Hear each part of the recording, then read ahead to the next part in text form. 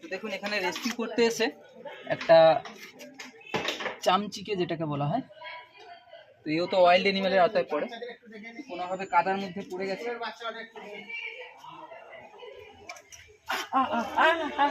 তুই তো বাঁচাতে এসেছি রে, আমাকে কামড়াবি দেখি একটু খুলুন। আস্তে আস্তে আস্তে, কম কম কম কম কম।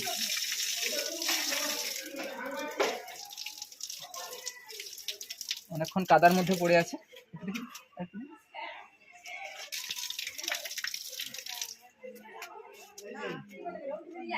পুরো শরীরটা ভিজে গেছে।